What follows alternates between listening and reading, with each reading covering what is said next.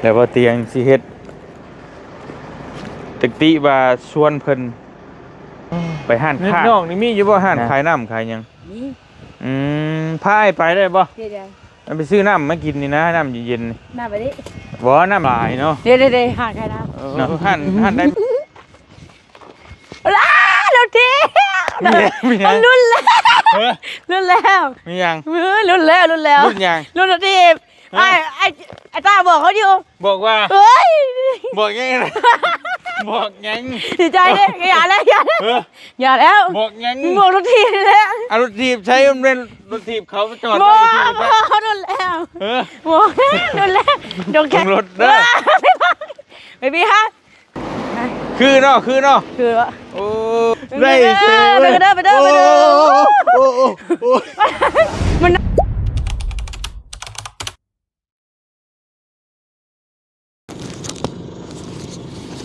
เอาพี่น้องเนาะเปิดภาพบันนี้มากะสีฟ้างามฟ้าคามงามเด่นพี่น้องเนาะรถถีบหรือว่ารถจักรยานเนาะพี่น้องไปให้น้องดำสายจวดเฮาพี่น้องเนาะก่อนอื่นก็ต้องขอกราบทักทายสบายดีพ่อแม่พี่น้องเบอร์สุขุสู่คนพี่น้องเพราะว่าอยู่ในและก็ต่างประเทศเนาะก็ยินดีต้อนรับเข้าสู่ช่องบ่อเตียงทองชาแนลคือเก่าวันนี้บ่อเตียงก็ซื้อรถถีบไปให้น้องดำพี่น้องเนาะเป็นเงินของบ่อเตียงเองเนาะเงินส่วนตัวบ่อเตียงเองเงินได้จาก YouTube ที่พี่น้องเบิ่งโฆษณาให้นี่แหละคือบ่อเตียงไปถ่ายคลิปน้องเพิ่น 2-3 มื้อแล้วเป็นน้องเพิ่นว่าอยากได้รถถีบไปได้รถถีบเพิ่นได้ขี่ไปหาเอื้อยแต่ว่าก็บ่มีผู้ใหญ่ใจบุญท่านใดที่ช่วยน้องเพิ่นเนาะบ่เตียงก็เลยว่า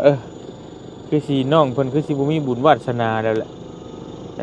แต่สิรอให้ผู้ใหญ่เพิ่นช่วยก็คือสิน้องเพิ่นบ่มีบุญเลยแต่จังบ่มีหั่นนะบ่เตียงก็เลยตัดสินใจว่าก็เลยเอาเงินบ่เตียงเองเพราะว่ามันก็บ่หลวงบ่หลายถามว่าหลวงหลายบ่มันก็หลายเติบเนาะถ้าจะคิดว่าหลายก็หลายถ้าจะคิดว่าบ่หลายก็บ่หลายเพราะราคาก็ 2,000 บาท 2,000 บาทก็เป็นเงินลาวมันก็ล้านปลายได้นะล้าน3แสนกว่าพี่น้องเนาะเกือบเงินเดือนคนเฮ็ดงานโรงงานเกือบเดือนน่ะเป็นเดือนน่ะเดือน1 ล้าน 5 ล้าน 6พี่น้องเนาะแต่ก็บ่เป็นหยังดอกเห็นน้องเพิ่นเป็นคนดุมันขยันเพียรแบบใส่ซื่อดีแบบว่าอีตนนะก็เลยซื้อไปให้เนาะก็สำนั่นแหละบริคิดอย่างไรพี่น้องเลยไปเดินทางเอาพี่น้องเนาะเฮาก็สิเฮ็ดเซอร์ไพรส์น้องเพิ่นที่บ่เตียงสิเอารถป้าไว้นี่พี่น้องเลยเพิ่นยังบ่ฮู้เด้อว่าบ่เตียงซื้อรถมาให้จ้ามาป้าไว้นี่ก่อน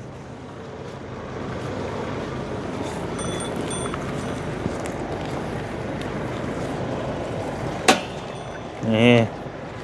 แล้วว่าเตียงสิเฮ็ดตึกติว่าชวนเพิ่นไปห้านค้านะไปซื้อน้ำให้พาไปซื้อน้ำซื้อหยังเป็นน้องเดี๋ยวน้องเพิ่นสิมีปฏิกิริยาแบบใดเนาะเห็นรถจักรยานสีเพิ่นมักเลยเพิ่นจะได้สีฟ้าไปเบิ่ง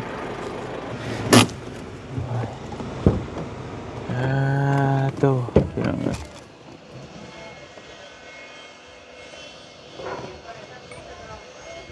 เป็นยัง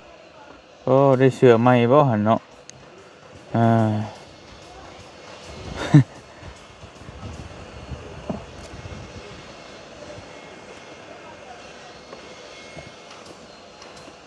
เป็นยังทายอยู่พี่น้องบ่จิตบ่แสนว่าตาเนาะ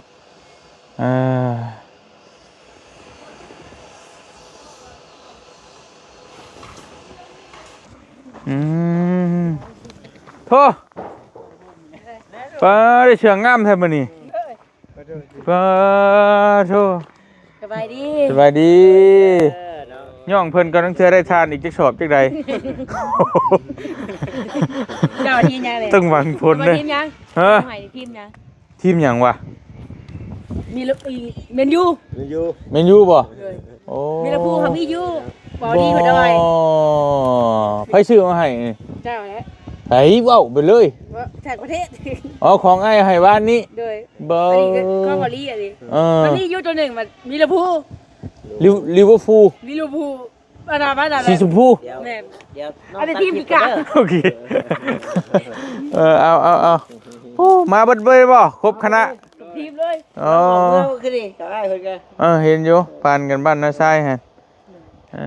ดังได้ตัวบัดนี้น่ะไอ้นี่เขิน ดังไปเลยนะคนอิจฉาเขาว่า คุณอิชาโอ้โหตาย คุณละคนว่าบางนี้เพิ่นว่าอยากให้น้องรับไปอยู่น้ำเด้ทางผู้ว่าว่าโอ้ยบ่เอาน้ำดอกว่า อืม น้องบ่เอาดอก โดย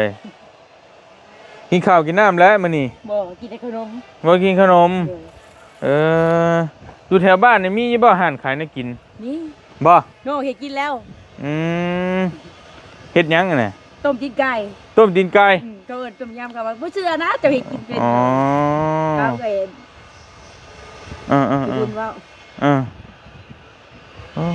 นี่นอกนี่มีอยู่บ่อาหารขายน้ำขายหยัง นี่ พาไปได้บ่ เฮ็ดยัง เอาไปซื้อน้ำมากินนี่นะน้ำเย็นๆนี่ มาไปดิ บ่น้ำเปล่านี่พาไปนี่จักหน่อยไปไปวันนี้แล้วเบาตาเบิ่งให้จักหน่อยหนึงไก่บ่ไก่บ่ดับ กับบ่ไก่แล้ว วันนี้ไม่ก็โอ้ยพี่น้องลืมเอาไม้ไหมลืมเอาไม้ตัวนั้นไหม จ้ะย่างไปเนาะใกล้ๆเนาะ น่ะเลย บุขี่รถเด้ มากินแล้ว พี่น้องเลยอ่า มื้อนี้พักผ่อนมื้อนี้ ฮะ มื้อนี้ก็พักผ่อนแน่ ได้จักชอบทานสรุป ได้เช้า5ชอบ เอ้ามันใหม่ท่านได้เบิดบ่ ยังอ๋อ บ่าวเกือบรุด มึงว่าทำหน่อยคือ เงี้ยบัวสำนัก มึงไม่พูดอะไรข่าวเกือบรุด ว้ายพี่เต่าไว้แท้ หลายคนอยู่มา บ่คนดังเด้ไผก็อยากมาหา ออกไปข้างนอกเขาก็ว่าคนดังนอกอยากออกไปเล่นแล้ว บ่แต่เพิ่น นอก ว่า ก็ให้ เพิ่นว่าฮะ เลย ดังดีๆแล้ว กินข้าวกินได้เลยไอ้ ฮะกินแล้วไอ้กิน กินกับหยัง หึ กินกับยัง โอ้กินกับกบกับเขียดไปฉันแหล้ว แนวธรรมชาติเนาะก็กินกันนี่เลย ที่กันบ่ ถ้าเมาลี่เพิ่นมามื้อนี้ก็กินข้าวไข่นอกก็กินข้าวไข่คือกัน บ่ เลยอาหารเป็นบ้านเพิ่นว่าเพิ่นว่าเอาไปสิ โอ้ยเนาะพี่น้องเลยไปใช้หันขา ฮะ อยู่ใช้หันขา นี่ โอ้หลายเนาะ เด้ๆหาไข่ดาว หันได้ไม่แซ่บ หานี่แหละ ให้นี่บ่ เลย เออ แล้วข้าเจ้าก็ว่าเอาได้ค่ะอีกก็ว่าหานั่นก็ว่า บ่ คนดังแล้วก็มา บ่ เหนื่อย โอ้ขึ้นเลยโอ้พี่น้องเลยเนาะ ล้าเราที มียัง รุ่นแล้ว เฮ้ย รุ่นแล้ว มียัง รุ่นแล้วรุ่นแล้ว รุ่นยัง รุ่นเราทีไอ้ตาบอกเขาอยู่ บอกว่า เฮ้ย บอกยังไงบอกยัง ดีใจเลยอย่าแล้วอย่าแล้ว เออ อย่าแล้ว บอกยัง บอกเราทีแล้ว เอารถถีบใช้มันเป็นรถถีบเขาจอด บ ไว้ อก ที่ บ นี่ อกรุ่นแล้ว เออ บอกรุ่นแล้วโดนใคร นี่ยัง หมดแล้วแม่ว่าจ้ะ หูยังน่ะ แม่บอกตาเราบอกแล้ว บอกว่าไหน มีผู้เอารถทีมาให้อยู่รุ่นเบอร์เกิร์เป็นไร ไผเอารถถีบมาให้ เจ้า ไผบอกไปเลย อย่า อ้าวบาดนี่รถถีบเขาได้นี่นะ เฮ้ยพ่อแม่มือแล้ว ว่าเธอเออ หนอกใจ ฮะ มีคนบอกแล้ว ไผบอก ไอ้ตา ว่าออกไปเลย ว้าไปสิว่า เอาหูมันจะใช้เอง โอ้แล้วไอ้ตาเราบอกรุ่นเบอร์เกิร์เป็นไร เออ นะ เพิ่นว่าฮะ ก็บอกไอ้เตียงโพจักว่ะ โอ้ยมันบ่แม่นนะว่า โพ นี่ จักมันก็ รถถีบเขามาจอดไว้เด้อ เดี๋ยวตัวน้องแม่เนาะแม่เนาะ ขี่ระวังด้วยชาขี่ระวังด้วยขี่เป็นเปล่า เป็นอยู่ ขี่นี่บ่ตัวอยากได้ ที่นี่แหละ เดี๋ยวจะพาเอาออกมันขี่มันก่อนนั่นคือโมเมนต์ของเฮาได้เฮ็ดจะได้ กระปั๊บไม้เห็นได้ ปั๊บไหมเฮ็ดจะได้ นี่ขี่ไปบ่ ขี่น้ำเบิ่งดูเออ เด้อม่วนเว้ย ม่วน เด้อ ไป เด้ เล อย ผู้ไปเลย ไปฝากกันเด้อ ไปเลยเบิ่งรถเด้อ ไม่มีฮะ ไปอีกไปเลยเบิ่งรถเด้อ เอ้ยโอ้ไม่มีฮะไปนำบ่โอ้ เอาขี่ถึกทางกันนั่น ไปดึง เขาขี่ไม่จะเป็นตั้งใช่ เอาใจ ไปเลยดีเลยมาหน่อยโอ้เบิ่งรถ เบิ่งอยู่ เอาโอ้ขี่เป็นเด้อคือนะ ไปงอนไปนำบ่โอ้ข้างเว้ยบ่ได้ขี่พาเอ้ยแค่กับเอ้ยเลย ข้างเว้ย คักว่า ด้วย โอ้ ขี่ลงหนุ่มไปครับมาเลย คือเนาะ คือว่า โอ้คือเบรกก็อยู่คัก เบยอยู่กับใจเด้อง ามบ่ งามอยู่เขามากับใจอะไรเด้อ ขอบใจ ไปสิไปชอนไปลงหลุม ชอนอีกเบยอย่างเงี้ยไปเราลงนอนก่อนลงนอนก่อนชอนในใต้ดิบ่เนาะชอนในใต้ดิบ่เจ้าเถ่าอะไร ชอนในใช้ ฮะ ไอ้เท่าน่ะบ่ชอนบ่จะขี่นะบ่ ขี่แล้วเนาะ มาได้ไหม ขี่ได้บ่น่ะ ขี่ได้อยู่ พ วันนี้ขี่พาเอ้ย ฮะ ขี่พาเอ้ยเลย หาเอ้ยเลย เลย ใส่ไปฟ้ากันแล้วบานนี้โอ้ยไปเลยบานนี้ มาฮะน้ำหนักกิโล80 60ได้บ่ 50โลนี่ได้อยู่ เบิ่ง มือยาวที่เป็นบ่สิพาคนเฒ่าไปเรื่อยๆไปเรื่อย มาคุณตอบ สิพาคนเฒ่าไปเรื่อยไปได้ ได้เลยได้เลย ไปเด้อมันนักเจ้าได้โอ้จอดญาติเลย ไปเด้อไปโอ้รุ่นแล้วไปเด้อไปเด้อ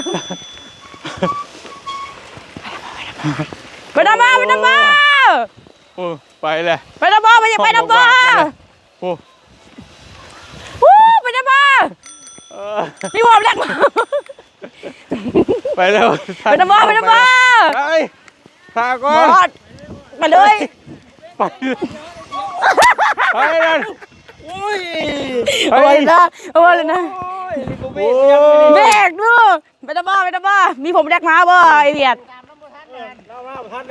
ไม่ได้ไปเลยดิเนาะไปบ่ดิเชนไปบ่เชนไปบ่ไปอ้างเลยเดี๋ยวขี่ไม่พ่อดิเลย มีผมทางกันดิ ขี่เป็นเฉยเนาะเลยฮะโอ้ยเราตัวเอาไปซื้อน้ำเราตัวเอาไปซื้อน้ำตัวจะไปซื้อน้ำเลยเอามาเล่นไอ้ตาหรือว่ารุ่นคากรีจ้ะโบมาตาแล้วหูไม่ใช่เอาจะหูไม่ได้ใส่ไอ้เบิกไล่มือเห็นดิไอ้ด้วยถึงว่าแม่ช่วยถึงแล้วเบิกไล่มือให้บ่โอเม่นนี่เนาะเบิ่งง่ายกว่าสิตะมึงด้วยเสียเงินแล้วจ้ะ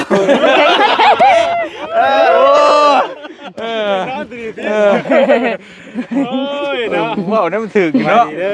สบายดีเด้อน้องเด้อสีใหม่มาเนาะขัดกุ้งว่าเนาะเพิ่นว่าโอ้ชอดเพิ่นได้ด้วยนะเพิ่นย่านเพิ่นนะฮะเอาได้ขี่ไปหาเอื้อชอดเพิ่นย่านชอดอีกเพิ่นย่านน้องชอดได้บ่เลยโดยแม่นบ่เจ้าขี่ผู้ใหญ่ก็ยังเจียงใช่อยู่บ่ได้ได้ฮะได้อยู่ได้บ่เพิ่นได้เนาะอยู่ใช้นี่ฮะพาเพิ่นไปอยู่ใช้โอ้ยมันเหี้ยบ่ได้เบิ่งลายมือให้หมอได้ว้าโอ้ดีใจบ่ตาเบิ่งลายมือให้เตะเลยมันบ่เป๊ะเลยมักอยู่บ่สีนี่มักอยู่พอดีขี่พาเอ้ยมื้อนี้บ่วันนี้สิบ่ได้ฝากเครื่องนำแล้วบัดนี้เนาะขี่เองแล้วบัดนี้แต่ก็อันใส่เครื่องอีกไปหาเอ้ยบ่แม่นไปบ่ไปโตอย่าไปคือกินนี่ได้ไปข้างซ้ายนึงเข่งไปไปข้างขวาเด้อไปทางไปผิดทาง อันตรายเลยเอ้าช่างใช่ไป พี่เมน เออผู้ใดได้เนี่ยน่ะเห็นว่าก็ได้ข้างครัว เราแชร์ไปหาเอื้อยเลยย่างบ่ มาเด้อ ไปได้เอื้อย แล้วก็เสียหน้าอยู่หั่นแหละ บ่เรานอนบ่ได้คืนแรกแล้วป่ะเราเผาข้าวโพดคืนแล้วป่ะ คือที่2โลโว้ยลืมแจ้งแล้วอ่ะ ลืมแจ้ง ตื่นเต้นยังตื่นเต้นอยู่เนาะ ได้แบบว่าแล้ว เอาพี่น้องเลยเนาะเรียบร้อยนี่แหละก็ซื้อมาให้น้องเพิ่นเนาะเงินบ่เตียงเองนี่แหละพี่น้องเลยอีตนน้องเพิ่นน่ะมาถ่ายคลิป2-3 มื้อแล้วไปจมอยากได้นาทีก็ได้ซื้อมาให้เพิ่นเลย2,000 บาทนึงเนาะ 2,000 บาทบ่มีปลายบ่ บ่มี บ่มีปลาย2,000 บาทส่วนเลย 2,000ถ้วยเจ้าเคยซื้อเท่าไหร่ซะ ด้วยกันเนาะเป็นเงินกีบนี่ กันล้านปลาล้านปลา ประมาณล้านสอง แต่น้อยก็ลดนิดนึงเนาะลดนึง เนี่ยแม่ วันละนึง ตัวน้อยก็ลดล ดี ง ใจ นี้ ไปพาเอื้อยแล้ว ระวังได้เด้อครับเด้อ มาถึงเว้มากินนี่ดีใจก่อนเอามาดูเอาไปถือน้ำดิ ยังไปเห็นรถจอดสิก็ว่ารถเฮจักรถไผจอดอยู่ข้างทางอ่ะ ไหนบ่ปัจจุบันเนาะ ไอ้กระเดาไป บ่คนคิดว่าอันเขาเดี๋ยวนี้เขาวางเพลงกันเนาะ เป็น จริง คน เนาะ กี่ตัวแล้ววันนี้โอ้ แม่ ยตายว างเพลงกันแล้วว่ากับไอ้ตาแล้วว่ามีอยู่ที่มาให้ไผรุ่นก่อนเด้อ เนาะคือแม่นแทบถามเลขบ่ตาเด้อบัดน่ะเด้อ แม่นบ่ระเบิดเราวิ่งให้เนาะ จะคืนก่อนสิ จะพวกตัวตัวรถเนาะ แม่ ถือพวก คิด ตั ฮ ว อดได้เด้เราบ่มามื้อน่ะเมื่อวานนี้ก็บ่มาเป็นอย่างเด้อ ไอเวียเดี๋ยวเลยมา เท่เก่าๆเนาะวันนี้ร้านโคตรเท่เก่า พวกเลยเจ้าอยู่ได้ในคลิปเป่าน้องพี่น่ะ ฮะ ในคลิปเอ้ยบุญเพิ่นเว้าได้มื้อนี้เพิ่นถูกใจบ่แสนมื้อนี้เพิ่นว่าเปลี่ยนไปเรื่อยต้องถูกใจผู้นี้ ถึกใจผู้นี้แล้วบัดนี้ผู้นี้ยังบ่มาอยู่ว่านี่ ขึ้นมาแล้วเนาะ บ่เพิ่นมาดูโอ้นี่ผู้นี้จักได้ได้เลย อ้าว มือนี้ มา2มื้อ เวียกงานดีใช่ว่า มา นี่แล้วไปขายท่านตัวให้ติงวันนี่ เหนื่อย มาซื้อรถถีบให้ ชื่อมาหารถเนาะ เอาตัวมีน้ำใจให้เอาท่านให้ติงเอาให้มีน้ำใจให้โตก็บอกเลยดิเมื่อที่ชอดไอ้ตาไปแล้วบัดนี้ไปตาบ่ถึงเวทบ่ อย่าได้ขับรถลิ้นใส่ เอาลืมอย่าว่าลืมเขา เด้อลูกยังน้อยอยู่ ไว้ได้เดี๋ยวนี้ว่าตักแล้วบัดนี้ ขี่เป็นใช่ไหมตัวคือขี่ไม่ใช่ดำ ขี่ไปจะหน่อยเขาเฮียนี่ขี่ อืม โอ้สัตว์ลงโน่นนี่กระดอง ขี่รถหมู่บ่ ขี่คือเอื้อยได้เอื้อยมันมีได้ลูกซื้อให้ อืม ตาเอื้อยได้แล้ววัน โอเคเลยสายไปเบียกก่อนเด้อบัดนี้เด้อ จะหลายเด้อ อวยพรให้อ้ายนี่ ไอ้พ่อเขาบอกได้เด้อไอ้ตาเอ้ย ไปเอามือ ไม่ได้ก่อนไม่ได้ก่อนไอ้พ่อไม่ได้ก่อนไอ้พ่อไม่ได้ก่อนขอบใจเด้อไอ้ตาบ่ไอ้ตาก่อนตาพามา แล้วว่าท่านได้จบเอาว่ากันว่ามึงว่าดู ไม่ได้ก่อนไอ้พ่อไม่ได้ก่อนไม่ได้ก่อนบ่ไอ้พ่อได้ก่อนขอบใจเด้อโชคดีเด้อปีใหม่ถึกเลข3ตัวเด้อ โอ้ยสาธุเอา6ตัวไปยังเหรอ 6ตัวกัน 6ตัวใช่ เลย เนาะ3 ข ตัว อให้ร่ำรวยปีใหม่มันๆเฮง โอเคสาธุอ้ายยังอันนี้ ๆไอ้เตียงแกค ดูว่าจำซื้อมาได้ เกือบแล้วมันยกขึ้นรถแล้ว ำเตียงค เตียข้ามอีกแล้ว ำเตียงโน้นดิเอาไอ้นิ้วเลยพาเอา ฮะ ไอ้นิ้วพาเอา บ่ว่าจังไดว่าจังได เราว่าเตียงโน้นเรา เตียงนอนที่นั่งก็ได้นอนก็ได้ นางก็ได้เตียง แต่ฉันรู้ว่า เมื่อยตัวเลยติงเครียดอยู่ด้วยนี่อารมณ์ดีเลยบัดนี้ ขอโทษด้วยจ้ะอาร์ตเพื่อเอาไปถือน้ำแล้วปลาเรือประเทศหมดจดเลย ตรงหูนี่จะได้มาโหลดตูนใช่ เลยประเด็นเราเบิกลายมือให้ ชื่อว่า ก็เบิกลายมือจัง นี่ได้รถได้ล่างเขาบอกไปชื่อ จักก็บอกก็เชื่อเจ้าแล้วนี่เราชวนจะเป็นอย่าง ไม่ ไม่ เบิ่ เบิ ง ก ไง นะ เพิ่นใช่ป่ะโอ้ เบิ้งไอ้ชื่อเบิ้งไร เม่นดีเนาะมาตา เอา เนาะ เบิก โอ้มันก็เบิ้งเรื่อยมันแม่นแล้ว โมเมนต์บ่ มันเสื่อมป่ะมันเรื่อยเสื่อมพี่น้องไง โอเคเด้อฉันเด้อ เด้อมันก็จะละลาย เพิ่นจะถ่ายคลิป เด้อ อ้ายสิไปต่อกัน เด้อ มีแต่ดูแลรักษาเอาเด้อ เด้อ เวลานั้นตัวก็หาแนวมาคล้องมาหยังไว้ พูดแล้ว คนรักได้ เอาไว้ในครัวเลยแล้วก็จะ แล้ว แก้มัน แล้วแต่อ้ายซื้อให้แล้วไป เด้อตาเอื้อยบัดนี้ แม่น พูดแล้วทางกัน ก็เห็นเพิ่นน้องเพิ่นก็แบบว่า เอ้ยเพิ่นจะ เป็ ยั น งไง คนแบบดุมันแล้วก็ ไปสิไปหาเอ้ย ใส่ เยี่ยม ซื่อ ยัง ดีนะพี่น้องเห็นเนาะก็เลยเห็นอะไรก็เลยว่าก็มันก็ราคาบ่เนื้อหมักบ่แรงปานใดก็คือแบบพอซื้อได้ก็ซื้อให้น้องเพิ่นถ้าเป็นรถจักรแบบก็ย่อมกันแล้ว โอ้ยไปโทรมาถึงแล้วกับหมู สำรถทีบนี่ก็พอได้อยู่เนาะ เหนื่อย ช่วงนี้ก็ คืนนี้เขาเราจักเราบ่อยากได้ป่ะ บ่เคยขี่มาได้กับหมู เป็นได้ไหน เป็นไหน หมูชนมันก็ล้มแล้วว่า เอ โอ้ อย ต้ ต้ อ อง ง คุ คุ ม มมันแปลงง่าย ด้วย เวลามันเพก็ชุกไปได้รถจักรมันนักชุกอ่ะ ไม่โดนมันเหี่ยวไปกุมทางเดียวก็บิดไปแล้วพูเนี่ย มีแต่ เหนื่อย หุมให้เอาเด้อ ด้วย มีแต่เวลากลางค่ำกลางคืนมันก็ไว้ดีๆยันคนโจมไปนะ เอาไปง่ายใช่ไหม มันยังใหม่ เอาไป เขาจากพะโลถ้ามันเก่า เอาไป แล้ว แต่ ก็เป็นไง แช่กระเจไว้ อืม เหนื่อย อ่ามันใหม่ๆนี่พี่บอกได้รถถีบก็ เขาราคาเกิดเล่น เนี่ยปั่นมันกันยังหามเอา เมื่อวาน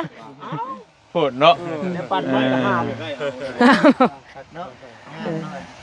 สมมาใหม่ดิ ไปบ่ไปดำเผา ว้า ไปว่าดำเผา ชวน ไปดำเผา ชวน ไอ้เวียน ชายซ้อนท้ายอีก แล้วที่พระเจ้า เจ้าได้บัดนี้ เจ้าใครมาหาบอกที่บอกอะไรเมียก็บอกเขาจะเจ้าเวียดนามเขาบอกมีคนแลกผมบ่ก็ชิว่าดีเลยเขาบอกมีคนแลกผมบ่จังว่ามีมาแลกผมบอกอย่างไอเวียด ใครเอ้ยรถไฟเขาก็ยก อ้าวไอเวียดมาหาผมแลกมาเด้เขาก็ว่ามีคนแลกผมบ่จิว่า อ๋อ เจ้าซอยเพิ่นเลย แม่เอ้าเคยอยู่เวียดนามมาเอามาแล้วเอ้ยมีคนแลกผมบ่ถาม โชคดีเนาะวันนี้เนาะ เลย ได้ทั้งเสือใหม่ทั้งรถใหม่เนาะ เลย โอ้ งามเนาะ ว่าเคยเรียกเวียด เสือก็คือกระเป๋าลี่ด้วย แม่น สีใหญ่ๆนึง บ่บ่ตัวก็ใหญ่ว่าสิไปให้เอ้ยอยู่ เพิ่นเบิ่งงามๆเพิ่นน่ะ งามแล้วนี่ เอามือเมื่อวานนี่ไปปลูกนอนพักผ่อน น้องก็ลุกมาโอเคเด้อให้ไปเวียกกันเด้อ ปกติหลายๆโชคดีปีใหม่ โอเคโอเค ให้ โชคดี เป้ ปี งๆ ใหม่พร้อม เลย ถ่ายรูปรูปบาทหนึงคุณนมมืองามๆ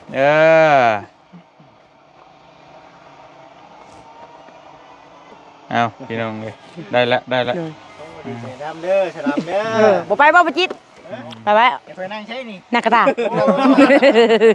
ก่อนอื่นเบิดเจ้าปั่นซ่อนในเตียงผู้ชมอยู่รถเด้อ บ่แล้วนักเลยแล้วย่านแล้วว่ะ ป๊าดคุ้งกงกึกเลยเมื่อกี้นี่ เราน้ำหนักหลาย เอาอัน บ่คุณ สองคนมันก็ แม่ ตัวแล้วน้ำหนักเขากันละ มันหนักมันหลายเลยทำน้อยๆทำนี่สิได้ น้อยๆเวียดเด้ชนเวียดไปค่ะชนเวียดเป็นเอาผมไปแลกมาเอาเด้ ชนไอ้เวียด 80เลย